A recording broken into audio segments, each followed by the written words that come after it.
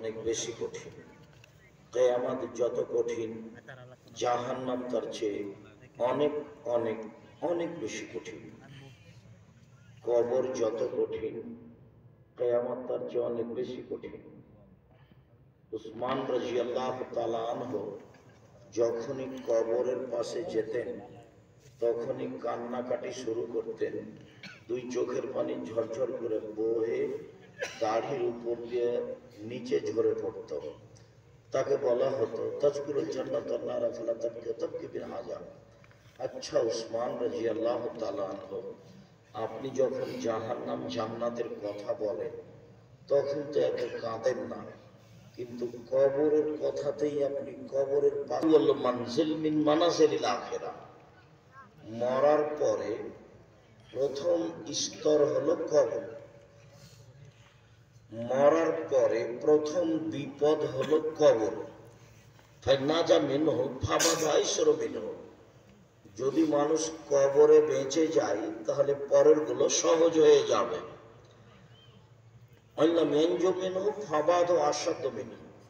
আর যদি কবরে বাঁচতে না পারে তাহলে আর যত স্তর আছে, কিয়ামতের মাঠ আছে, জাহান্নাম আছে, এগুলো আরো কি হয়ে যাবে, জটিল হয়ে যাবে।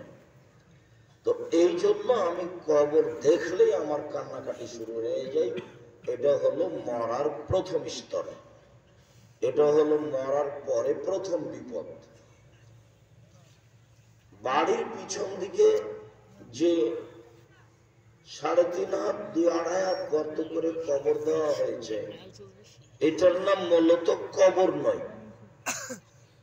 কবরস্থানে যে মানুষকে কবর দেওয়া হয় এটার নাম মূলত কবর নয়। এইটাই যদি কবর হয় তাহলে যাকে বাঘে খেলো তার কবর কোথায়? এইটাই যদি কবর হয় তাহলে যে পানি হয়ে গেল তার কবর কোথায়? কবর বলতে এখানে লোকটাকে ঢেকে রাখা হয়েছে, দুর্গন্ধ সবকিছু আছে। এটা একটা রাসূল সাল্লাল্লাহু আলাইহি সাল্লামের পক্ষ থেকে পদ্ধতি। তো মাটির নিচে রাখা পদ্ধতি মুসলমানের এইরূপ, আর অমুসলিম বা হিন্দু বা অন্য জাতির অন্য রূপ। সেটা একটু বলে এই বাক্যে ফিরে আসি। আল্লাহর নবী চেয়েছিলেন, আর যারা ছিল পাশে তারা বলল, সম্মানিত দিনী ভাই বোন, জায়গার তুলনায় উপস্থিতি অনেক বেশি, কাজে দয়া করে আপনারা দীর্ঘ সময় ধরে আপনার সামনে কিছু কথা বলবো এই জন্য অপেক্ষা করছি, আর সকাল থেকে রাস্তায় আছি।